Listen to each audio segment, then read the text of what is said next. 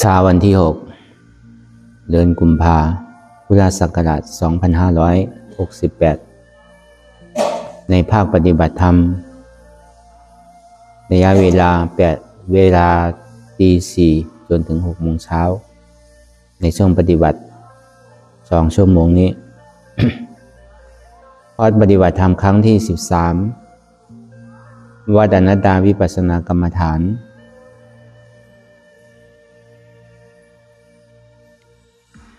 ตำบลว่านลมอำเภอท่าขี้เหล็กจังหวัดเชียงตุงภาคตะวันออกและฉันก็จะได้มาบรรยายธรรมะในภาคปฏิบัติวิธีปฏิบัติวิปัสสนา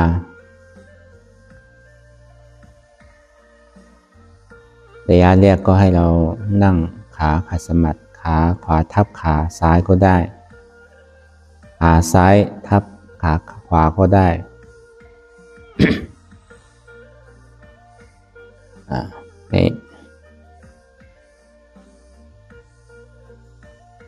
นั่งกายตรงๆไม่เคียงเกิน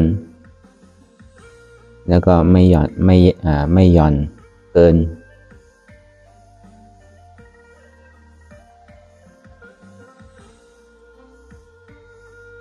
หลับหูเนื้อเปิดหูปัญญาพิจารณาหลับตาเนื้อเปิดตาปัญญาพิจารณารู้ที่มโนวิญญาณอย่างไหนทั้งหลายทั้งปวงที่มันปรากฏขึ้นมานั้นให้เราวางเป็นอนัตตา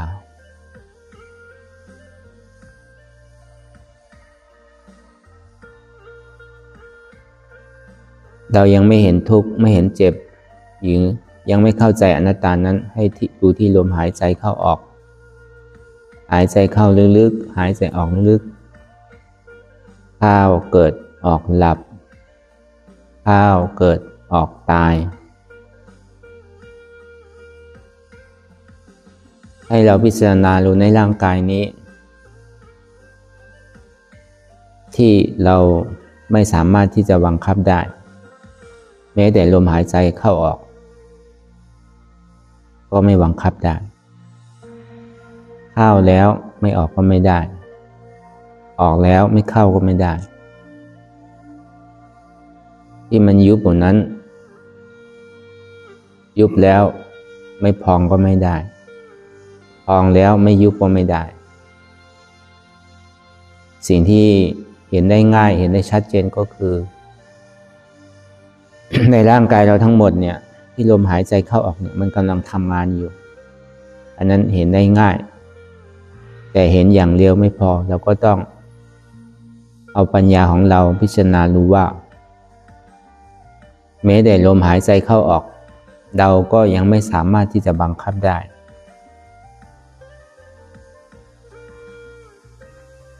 ถ้าเข้าแล้วไม่ออกก็ต้องตายออกแล้วไม่เข้าก็ต้องตายพองแล้วไม่ยุบก็ต้องตายยุบแล้วไม่พองก็ต้องตายถ้ายังมีความเกิดตายอยู่ก็ยังจะทุกข์อยู่เพราะฉะนั้นให้เราพิจารณารู้ในร่างกายว่าไม่มีสิ่งไหนที่เราจะไปบังคับได้นั่นแหละที่มาของอนัตตาไม่ใช่ตัวตนบุคคลเราเขาเราพิจารณาดูในร่างกายเรานี้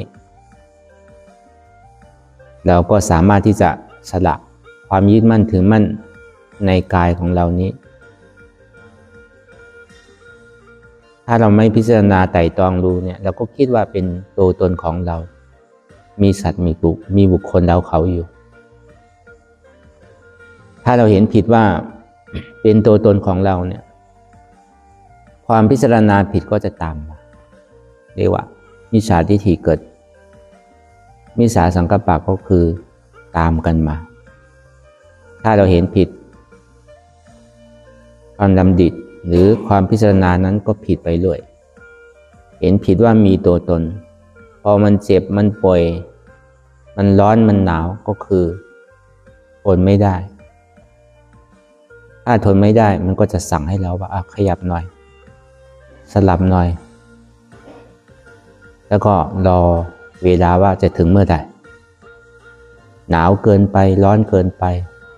เจ็บเกินไปทุกข์เกินไปอย่างนี้เพราะเรา ไม่สามารถที่จะสละความยึดมั่นถือมั่นในตัวตนของเราได้เพราะมันติดมายาว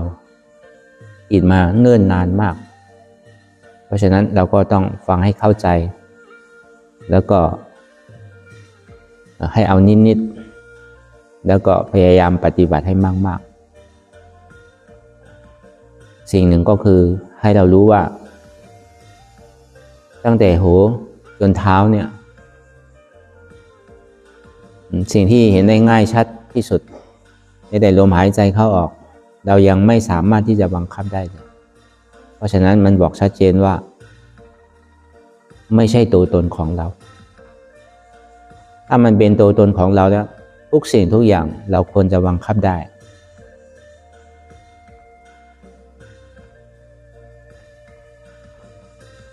พ้นปีพ้นเดือนพ้นวันมาจนถึงวันนี้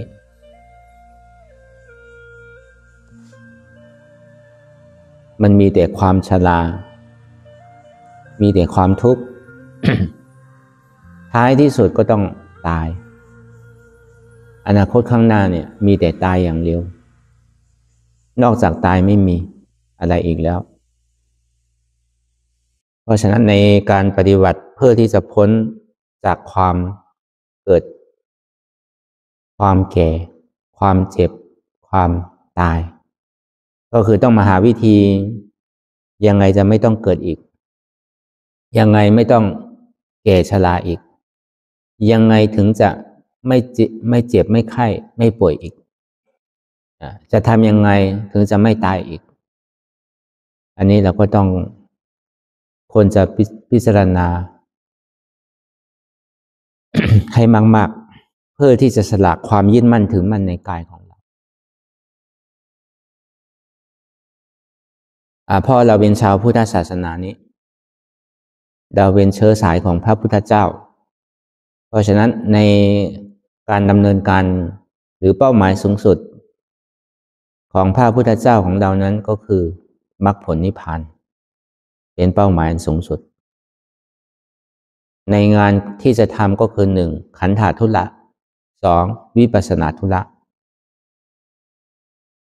ขันธธุระคือเรียนเอาปริยัติวิปัสสนาธุระก็คือปฏิบัติเพื่อที่จะข้ามพ้นในวัฏสงสารเพราะฉะนั้นสิ่งที่เราฟังอยู่นั้นมันเป็นสุตตมยญาณอย่างน้อยก็ไม่มากก็น้อยเพื่อที่จะเป็นขวัญกำลังใจของเราเพื่อที่จะก้าวเดินไปข้างหน้าให้ได้เพื่อที่จะปิดอบายภูมิทั้ง4ให้ได้แล้วก็เปิดประตูนิพพานอันนี้เป็นสิ่งสำคัญที่สุดในการปฏิบัติ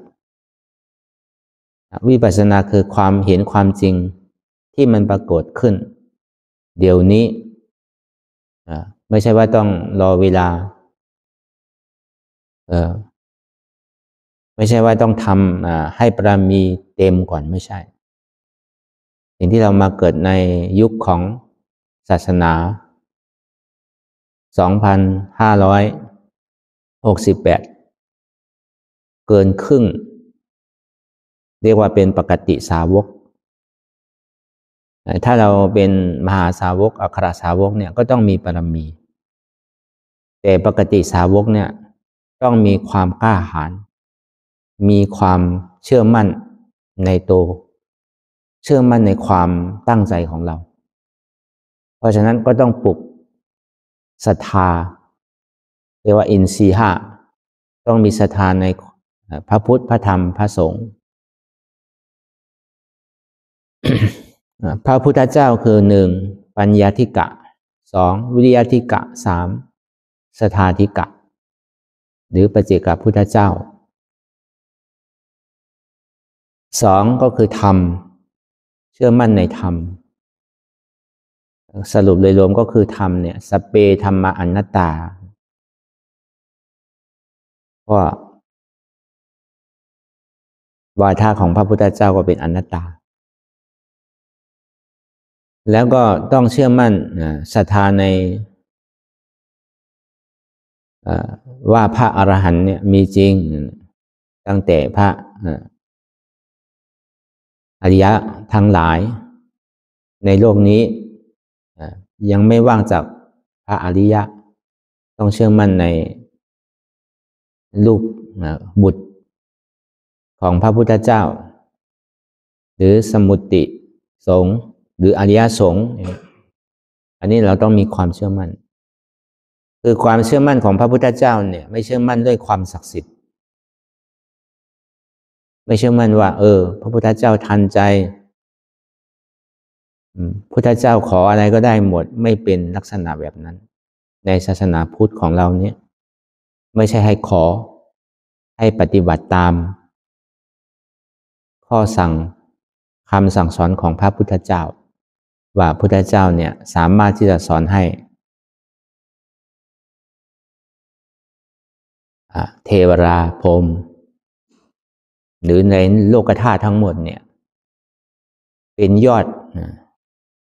ไม่มีใครเป็นหนึ่งนอกจากพระพุทธเจ้าเนี่ยพุทธเจ้าสามารถที่จะสอนให้บุคคลข้ามพ้นในแดนวัฏสงสารนี้อันนี้เรา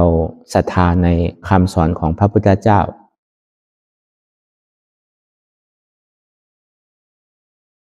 สองก็คือคำสอนของพระพุทธเจ้าคืออะไรคือธรรมะก็คือถ้ารวมๆก็คือมีอยู่84,000 พระธรรมขันธ์ใน84,000 พระธรรมขันธ์นั้นก็คืออนัตตาสเปธัมมะอนัตตา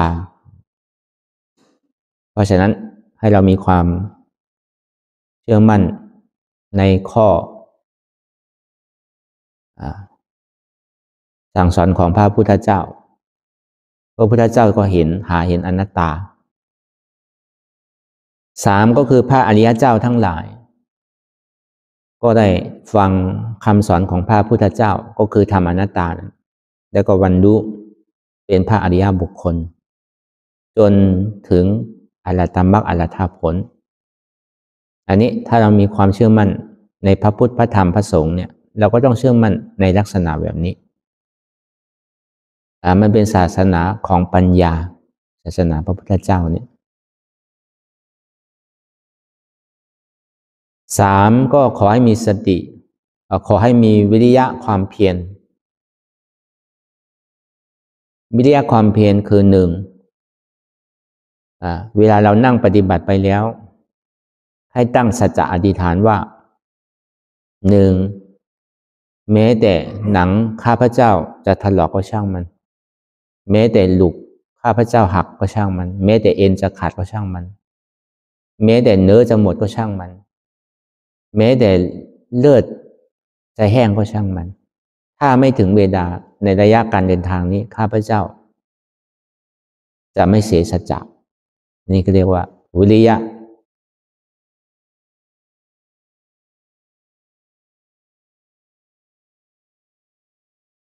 อินทรีย์ความอินทรีย์แก่กล้า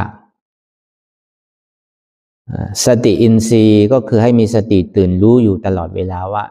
ตอนนี้เรากำลังทำอะไรอยู่กำลังพิจารณาอะไรอยู่กำลังไตร่ตรองอะไรอยู่ให้เราปลุกจิตเราตื่นถ้าเราโมแต่วนไปเรื่องอดีตหรืออนาคตเนี่ยจิตมันไม่ตื่นรู้สิ่งที่ทำให้จิตตื่นรู้เนี่ยมีอย่างเดียวก็คือถ้าเราอดทนไปเรื่อยๆถ้ามันเห็นทุกข์เห็นปวดเห็นร้อนเห็นหนาวเนี่ยมันจะนิ่งเองแล้วก็ลองสังเกตดูแต่ถ้าเมื่อใดเราไม่เห็นทุกข์ไม่เห็นเจ็บเนี่ยจิตมันจะพุ้งหรือบางทีก็จะเป็นสมาธิไปเลยจะนิ่งไปอย่างนั้นคือเป้าหมายสูงสุดของวิปัสสนาเนี่ยไม่ใช่ว่าให้จิตสงบยิ่งจิตฟุ้งซ่านยิ่งมีความปวดความร้อนนั่นถ้าเราอดทนได้ก็เป็นวิปัสสนาแต่ถ้าเราไม่อดทนได้ก็คือมันจะเอาจิตไปวางไว้ที่ไหนที่หนึ่ง จะทำเป็นอุเบกขาหรือกำหนดรู้หรือทำให้จิตนิ่งอันนั้นมันจะเป็นมันจะไม่ใช่เป็นวิปัสสนาวิปัสสนาเนี่ยแม้ว่ามันจะเลิศจะร้อนจะทุกข์แค่ไหนก็เราก็ควรจะเรียนรู้แล้วก็ฝึกให้เห็นมากๆถ้าเราไม่เห็นทุกข์ไม่รู้จักทุกข์ไม่อยากรับทุกข์เราก็จะทุกข์อยู่เรื่อยๆเพราะฉะนั้นเรามาเรียนรู้อยู่กับทุกข์แล้วก็ให้เห็น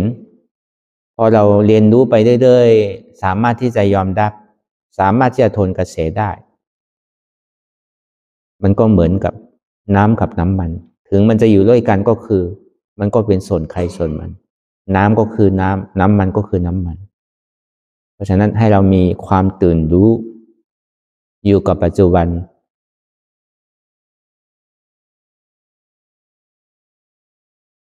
สมาธิอินทรีย์ก็คือเราให้เราตั้งมั่นเวลาเราวางตัวไปแล้วเนี่ยไม่ว่ามันจะทุกข์จะหนาวหรือจะมีสิ่งไหนมารบกวนก็แล้วแต่ให้เราพยายามที่จะมีความอดทนอย่าเวียงซ้ายเวียงขวาอย่าเวียงข้างหน้าข้างหลังให้เรานั่งตรงๆไว้เวลาเราเห็นอะไรก็มันจะชัดเจนเพราะว่าสมาธิเนี่ยมันเกื้อหนุนให้มีสัมมาทิฏฐิความเห็นถูกต้องเราสังเกตรู้ว่าถ้าเราคอนยกหรือเบี่ยงซ้ายเบี่ยงขวาเนี่ยเหมือนเราขับรถถ้าเราไม่นิ่งแล้วไม่สังเกตดูดีๆเนี่ยมันจะทำให้เรามองไม่เห็นทางบางทีเห็นคนหนึ่งก็กลายเป็น2 คน3 คนเห็นอย่างหนึ่งแล้วก็ไปเป็นอย่างหนึ่งอันนี้สมาธิก็คือมันเกื้อหนุนให้เกิด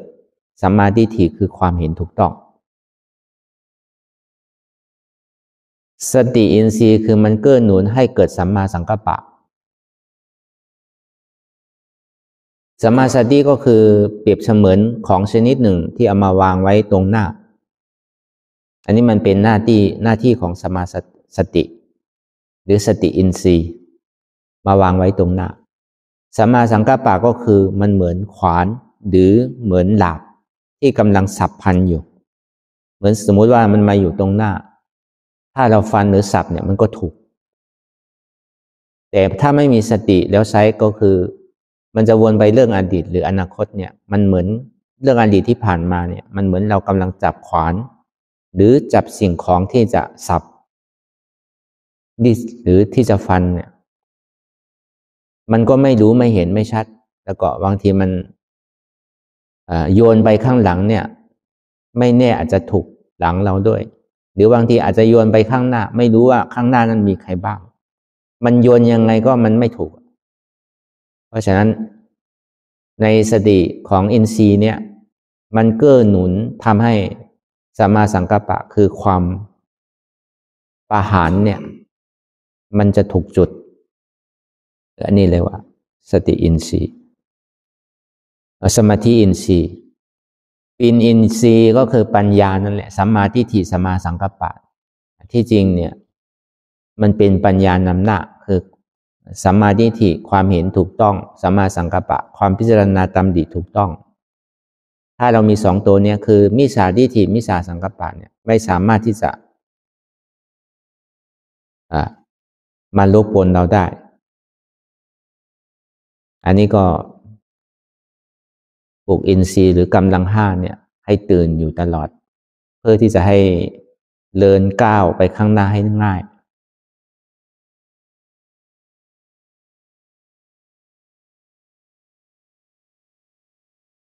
2ก็คือตอนนี้ถ้ายังไม่เห็นเจ็บหรือทุกข์ยังไม่เห็นเนี่ยความพุ่งซ่านหงุดหงิดกระวนกระวายวนไปเรื่องอดีตคิดไปเรื่องอนาคตหรือเฉยไว้อย่างนั้นก็ให้รู้ทันจิตที่มันเป็นอยู่จิตพุ่งซ่านก็ให้รู้ว่ามันพุ่งซ่านจิตคิดไปเรื่องอดีตก็ให้รู้ว่ามันคิดไปเรื่องอดีตจิตวนไปอนาคตก็ให้รู้ว่ามันวนไปเรื่องอนาคตจิตที่เฉยอยู่ก็ให้รู้ว่ามันเฉยอยู่ บางทีเห็นอยู่แต่เราไม่พิจารณาไตร่ตรองแต่บางทีเราพิจารณาไตร่ตรองแต่ไม่เห็นอันนี้จิตเนี่ยมันจะเป็นลักษณะแบบนี้สิ่งที่จิตมันปรากฏการอยู่นี้ที่มันทำงานอยู่นี้มันไม่ใช่ว่าไม่ใช่ธรรมนะมันเป็นธรรมมันเป็นธรรมไม่ใช่ว่าจะทำให้จิตสงบไม่ใช่สิ่งที่จิตมันกำลังทำงานอยู่นี้ก็ให้รู้ทันว่าอ๋อทั้งหลังเรื่องอดีตผ่านพ้นมาแล้วไม่สามารถที่จะบังคับได้ไม่สามารถที่จะเอากลับมาให้เหมือนเดิมได้สิ่งที่เราไปคิดถึงเรื่องอดีตเนี่ยมันก็เหมือนคนกำลังตายมันเหมือนคนกำลังถ่ายของเสียแล้วก็ไม่สามารถที่จะเอากลับมาใช้ได้ไม่สามารถที่จะเอากลับมาดื่มหรือมากินได้แล้วก็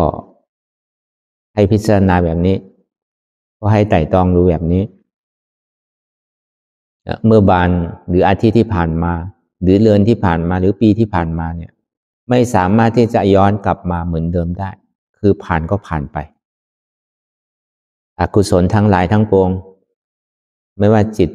คิดไม่ดีพูดไม่ดีกระทำไม่ดีอดีตทั้งหลายที่ผ่านมาเนี่ยไม่ควรที่จะเอามาพิจารณาหรือไม่ควรที่จะเอามาพูดหรือมากระทำอีกอกุศลใหม่เนี่ยที่ยังไม่เคยพิจารณาหรือไม่เคยนึกไม่เคยพูดไม่เคยทำก็อย่านึกอย่าพูดอย่าทำกุศลเก่าที่เราเคยทำไว้เป็นอาจินก็ให้อยู่ใกล้ตัวเราตลอดหรือกุศลใหม่ที่เรายังไม่เคยคิดไม่เคยพูดไม่เคยทำก็ตั้งใจคิดให้ได้ตั้งใจพูดก็ตั้งใจทำให้ได้กุศลใหม่คืออะไรกุศลที่จะได้มรรคผลนิพพานเนี่ยเรียกว่ากุศลใหม่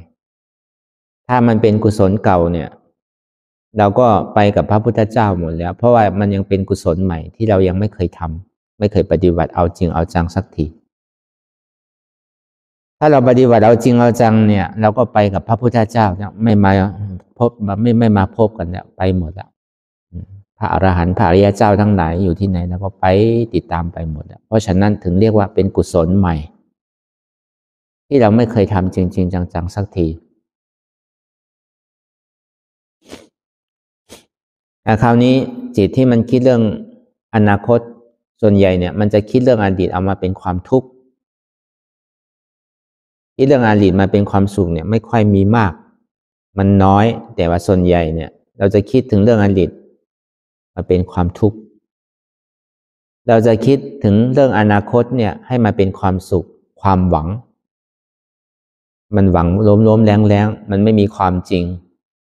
ไม่รู้วันพรุ่งนี้จะเป็นอะไรบ้างเราจะถึงหรือไม่ถึงรอดหรือไม่รอดไม่รู้ว่าเดินข้างหน้าเนี่ยมันจะถึงหรือเปล่าหรือปีหน้าอย่างเงี้ยจิตเนี่ยมันจะหวังเรื่องอนาคตหวังความสุขในเรื่องอนาคตแต่พอเราเปิดตามาไม่เห็นอะไรเหมือนคนกำลังนอนหลับถ้าฝันดีเนี่ยไม่อยากจะตื่นแต่ถ้าฝันไม่ดีเนี่ยรอเวลาว่าเมื่อใดจะเช้าอันนี้มันเป็นจิตปกติของจิตคราวนี้เราเฉยอยู่แต่ไม่เห็นอะไรเลยมาอยู่แต่ไม่พิจารณาเลยมันก็เหมือนคนตาบอดสิ่งที่จิตพุ่งซ่านไปเรื่อยเปื่อยหรือเรื่องอนาคตอดีตหรือไปเรื่อยๆทำไมจิตถึงเป็นอย่างนี้หนอทำไมถึงบังคับไม่ได้หนอจิตลงนี้เพราะว่าจิตที่มันเป็นอยู่นี้เนี่ยมันไม่ใช่ของเราถ้ามันเป็นของเราเนี่ยเราสามารถที่จะบังคับได้เป้าหมายก็คือว่าจิตนี่ไม่ใช่เราเป็นอนัตตา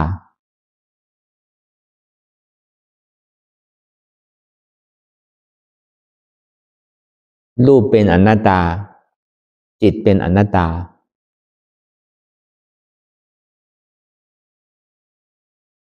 สามก็คือวางครั้งวางคราวเนี่ยก็จะมีความสุขสบาย บางครั้งบางคราวก็จะมีความทุกข์ร้อนใจแล้วมันเป็นสม่ำเสมอไหม1 วัน 1 วันหรือ1 ระยะเวลาเดี๋ยวก็ดีเดี๋ยวก็ร้ายเดี๋ยวก็เฉยมันก็สลับกันไปอย่างนี้ไปเรื่อยๆทุกวันทุกเวลาแล้วแต่ว่ามันจะมากจะน้อยแต่มันไม่ปกติมันไม่อยู่สิ่งใดสิ่งหนึ่งเนี่ยไม่ใช่ว่าอยู่ถาวรได้เดี๋ยวทุกข์ก็มาพอมาแล้วก็ไป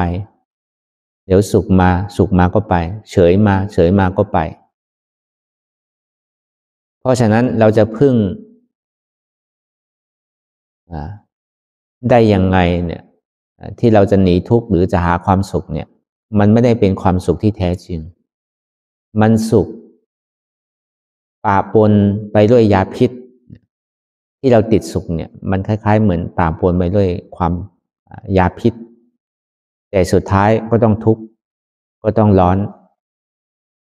อีกเพราะฉะนั้นที่เราได้เกิดมาเป็นมนุษย์เกิดมาเป็นมนุษย์หรือคนเนี่ยมันไม่ใช่เป็นความสุขที่แท้จริงความสุขในโลกนี้ในโลกีนี้มันมีวันเสื่อมแม้แต่ได้สมถะก็ยังเสื่อมเลยถ้าไม่เป็นวิปัสสนาอย่าว่าในโลกที่ปกติที่มนุษย์เขาเป็นอยู่แม้แต่ผู้ปฏิบัติจนได้ปฐมฌานตุติยฌานตติยฌานจตุตถฌานเนี่ยพอไม่ทำเรื่อยๆยังสามารถที่จะเสริมได้เลยเพราะฉะนั้นไม่มีอะไรแน่นอนในโลกธาตุนี้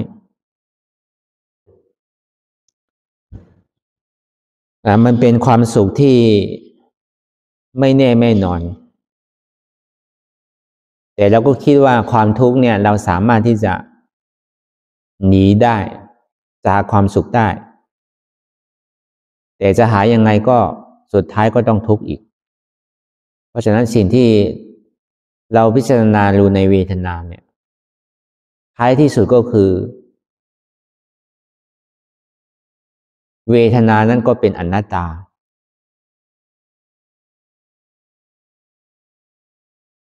สัญญาที่มันจำไว้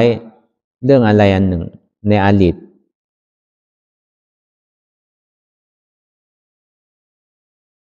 พอคิดไปคิดมา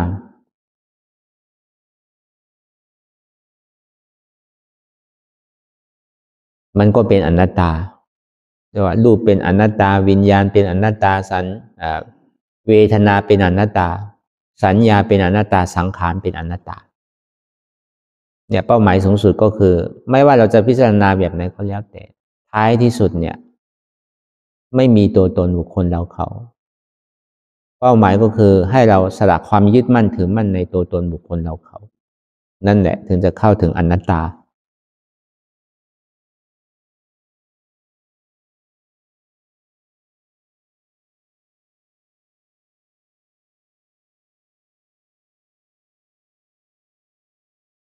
เพราะฉะนั้นสิ่งที่เราจะเข้าถึงอนัตตาได้นั้นเราต้องรู้จักความจริงอันสูงสุด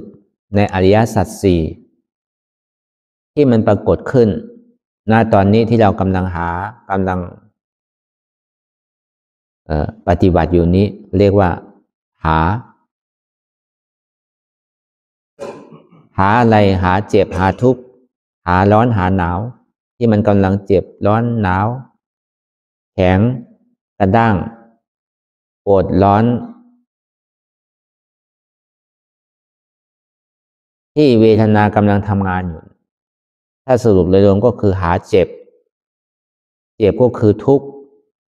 อันนี้มันเป็นทุกขสัจเป็นผลของทุกข์ไม่ใช่ว่ากำหนดให้ทุกข์หายไม่ใช่ว่าเราเจ็บเราร้อนเนี่ยกำหนดให้มันหายกำหนดให้มันหายแล้วให้มันสงบไม่ใช่เป็นเป้าหมายอย่างนั้นถ้าเราไม่เห็นทุกข์เลยเนี่ยเราก็ไม่รู้จักทุกข์เราก็คิดว่าเรามีความสุขได้เลยเราหาความสุขได้ แต่ความสุขที่เราเคยหาได้เนี่ยมันไม่ได้เป็นความสุขที่แท้จริงสุดท้ายก็ต้องทุกข์อยู่อีกเพราะฉะนั้นถ้าเรามาฝึกทนกระแสแล้วไม่ว่ามันจะมาลักษณะแบบไหนเพราะเราฝึกไว้ดีแล้วจะเป็นยังไงก็แล้วแต่ทุกข์ที่มันปรากฏขึ้นนี้เจ็บที่มันปรากฏขึ้นนี้มันเป็นตัวทุกข์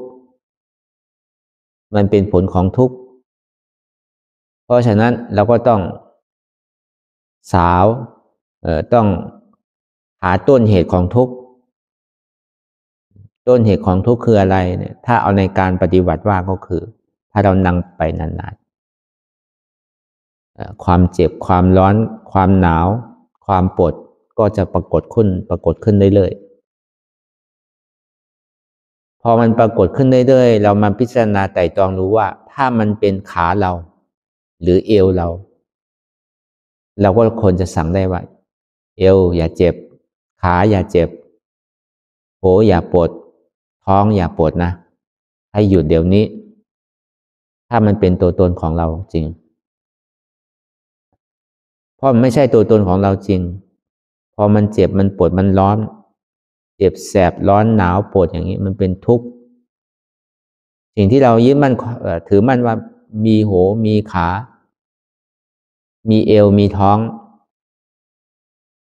มีเนื้อมีเอ็นมีหลุกถ้ามีโหมีขามีมือมีท้องมีเอ็นมีหลุกก็คือมีเจ็บแต่ถ้าไม่มีโหมีขามีเอวมีเอ็นมีหลุกมีเนื้อก็ไม่มีเจ็บอันนั้นเป็นเหตุของทุกข์พอเรานั่งไปนานๆความปวดความร้อนก็จะปรากฏขึ้นพอปรากฏขึ้นมาเรื่องของมิจฉาทิฏฐินี่ก็ปรากฏขึ้นมาตามว่าเป็นขาเจ็บมากโอ้เจ็บมากปวดมากเลยอันนั้นแหละพอมันปรากฏขึ้นอย่างนั้นก็คือเอามรรคสัจจะมรรคสัจจะก็คือเป็นเหตุของสุขเหตุของสุขก็คือปัญญาเอาตัวปัญญาสัมมาทิฏฐิเนี่ยเข้าไปเห็นว่าไม่มีตัวตนไม่มีขาพอมันปวดขาไม่มีขาปวดเอวไม่มีเอวปวดท้องไม่มีท้อง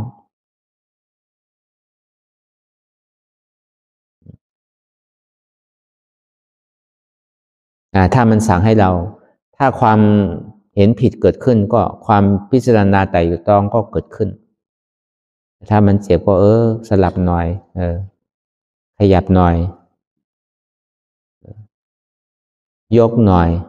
ซ้ายหน่อยขาหน่อยขวาหน่อยหน้าหน่อยหลังหน่อยอย่างนี้อันนี้มันก็จะสั่งพอให้มิจฉาทิฏฐิทำงานมิจฉาสังกัปปะก็ทำงานเลยเพราะฉะนั้นถ้าความเห็นผิดปรากฏขึ้นมาก็ให้เอาความเห็นถูกต้องความเห็นถูกต้องก็คือสัมมาทิฏฐิความเห็นถูกต้องเห็นว่าไม่มีตัวตนไม่มีหัวมีขาไม่มีมือพิจารณาถูกต้องก็คือช่างมันเถอะในรูปนามขันธ์ห้าของเรานี้ฉันก็ถวายให้พระพุทธแล้วพระธรรมแล้วพระสงฆ์แล้วถึงจะเป็นยังไงก็แล้วแต่ช่างเถอะในระยะเวลา2 ชั่วโมงเองไม่ใช่ว่าจะยกถวายให้ทั้งเดือนทั้งปีทั้งวันไม่ใช่อันนี้ก็ให้ปลุกกำลังใจขวัญกำลังใจให้เราก้าวไปข้างหน้าให้ง่าย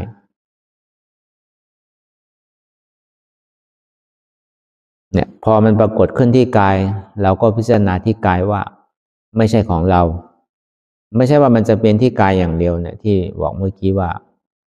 บางทีก็ปวดท้องพอมันปวดท้องมากท้องไม่มีเจ็บนั่นเป็นทุกข์ปวดก็คือทุกข์ทุกข์นี่บังคับไม่ได้เป็นอนัตตาท้องบังคับไม่ได้เป็นอนัตตาท้องไม่ใช่ตัวตนของเราไม่ใช่ท้องเราไม่ใช่เอวเราอันนี้เป็นเหตุสุขที่พิจารณาอย่างนี้ไม่ใช่โหเราเป็นอนัตตาถ้ามันปรากฏขึ้นที่กายคราวนี้พอมันทนไปเรื่อยๆเนี่ยอนุโลมญาณหรือว่าขันธ์เนี่ยมันจะลม แต่ถ้ามันไม่เห็นจิตเนี่ยจิตมันจะไปเรื่อยเปื่อยถ้ามันไม่เห็นเจ็บ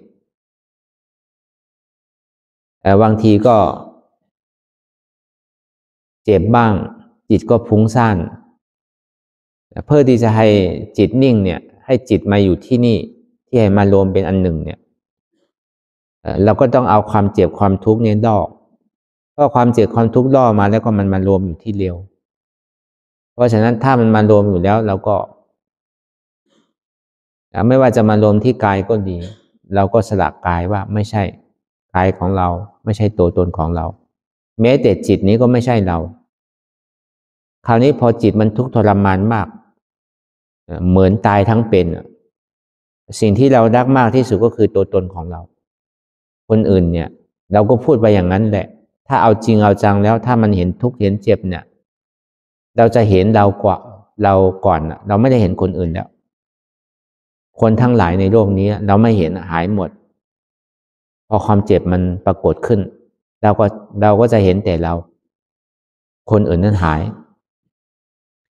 สิ่งที่เรารักมากกว่าตัวเราเนี่ยคือจิตของเราคือใจของเราพอมันทนในกายได้มันก็จะส่งไปที่จิตถ้าทนแบบนี้เนี่ยเดี๋ยวใจจะขาดเดี๋ยวจิตจะพังแล้วถ้าทนแบบนี้ไปเรื่อยๆทนไม่ไหวแล้วแต่ตายแล้วอย่างเงี้ยก็ช่างมันเกิดมาก็ต้องตายอนาคตเนี่ยมีแต่เรื่องความตายอย่างเดียวสิ่งที่เรารักมากกว่ากายก็คือจิต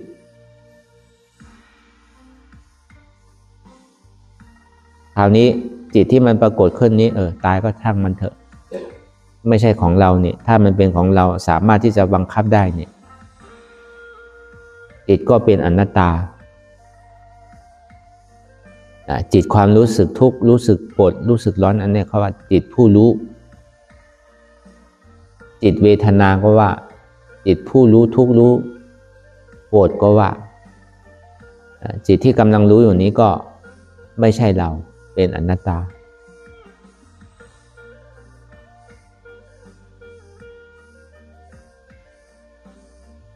คราวนี้พอผ่านกายกับจิตมันก็ไปเจอเจ็บอีกทีหนึ่งถึงที่ว่ามันเป็นกูเจ็บหนึ่งมันต้องผ่านตัวกูจิตกูมันถึงจะเป็นเจ็บกูมันเป็นเจ็บของเรานะเป็นเจ็บของกูนะถ้าเราเนี่ยมันยังไม่ทุกข์มากแต่ถ้าเมื่อไหร่มันเป็นกูมาเนี่ยมันไม่เห็นใครเลยมันเห็นแต่กูคราวนี้ความลังเลสงสัยในข้อสั่งสอนของพระพุทธเจ้าเนี่ยมีจริงหรือไม่มีจริงไม่รู้นรกนิพพานคนทำดีได้ดีเนี่ยมีหรือเปล่าคนทำชั่วไล่ชั่วเนี่ยมีหรือเปล่าความลังเลสงสัยเนี่ยมันก็จะปรากฏขึ้นมันก็จะเห็นว่ามีแต่มันเท่านั้นเนี่ยที่ทุกข์คนอื่นไม่ทุกข์เหมือนเรามีแต่เราเท่านั้นเนี่ยที่ปวดคนอื่นไม่ปวดเหมือนเรามีแต่เราเท่านั้นเนี่ยที่เจ็บคนอื่นไม่เจ็บเหมือนเราแต่พอเรามานึกดูว่าตัวเราเนี่ยเป็นเพราะว่าเราผอมเกินไปหรือเปล่าเป็นว่าเพราะเราอ้วนเกินไปหรือเปล่าเพราะเราเป็นผู้หญิงหรือเปล่าเพราะเราเป็นผู้ชายหรือเปล่าหรือเป็นเพราะเราเป็นพระเป็นเณรหรือเปล่า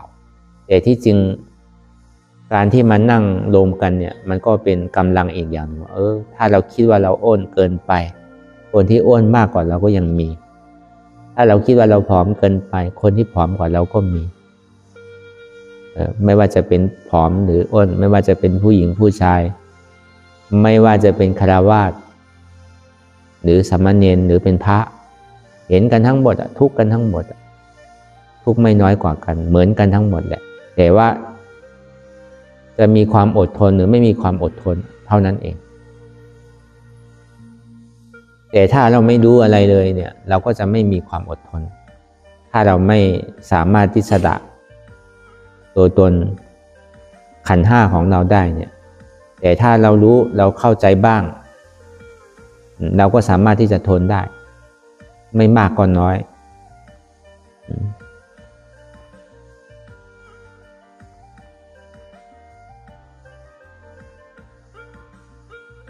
ทำมีเห็นทำจริงให้รู้ทำมีเห็นทุกข์รู้ทุกข์ยอมรับทุกข์วางเหตุทุกข์เป็นอนัตตา เห็นอยู่รู้อยู่ยอมรับแล้วก็วางเป็นอนัตตาเห็นทุกข์รู้ว่าทุกข์นี่เป็นอนัตตาเห็นเจ็บรู้เจ็บรับเจ็บวางเหตุเจ็บเป็นอนัตตาเห็นปวดรู้ปวดรับปวดวางเหตุปวดนั้นเป็นอนัตตาเหตุเจ็บเหตุทุกข์เหตุปวดคืออะไรเป็นหัวกูเป็นขากูเป็นเอวกูเป็นตัวกูเป็นจิตกูเป็นเจ็บกูอันนั้นเป็นเหตุของทุกข์ไม่มีหัวไม่มีขาไม่มีเอวไม่มีท้องจิตนี่ก็ไม่มีความปวดนี่ก็ไม่มีความเจ็บนี่ก็บังคับไม่ได้เป็นอนัตตาให้เราพิจารณาไปแบบนี้ไปเรื่อยๆไม่ว่ามันจะปรากฏขึ้นที่ไหนก็แล้วแต่ปรากฏขึ้นที่กายก็ให้เราสละกายไม่ใช่ตัวตนเราเขาไม่ใช่กายของเรามันเจ็บตรงไหนก็ให้พิจารณาตรงนั้นพอมันเจ็บที่ขาก็ไม่มีขาอนัตตาเจ็บไม่มีอนัตตาใจรู้เจ็บใจสิ่งที่ใจรู้เจ็บนั้นก็ไม่มีอนัตตาเนี่ยให้เราเอาสัมมาทิฏฐิความเห็นถูกต้องสัมมาสังกัปปะความพิจารณาดำริถูกต้องก็พิจารณาไปเรื่อยๆพิจารณาจนเจ็บที่มันปรากฏจนปวดที่มันปรากฏขึ้นนี้ให้มันเบาจนให้มันหายไปจนให้มันหลับไปตอนนี้พิจารณาทุกข์สิ่งที่ไปรู้ทุกข์พิจารณาจนทุกข์ที่มันปรากฏขึ้นนี้ให้มันจางหายไปพิจารณาเอาอัตตาสิ่งที่ความยึดมั่นถือมั่นนั้นให้มันตกสวรรค์ลงไป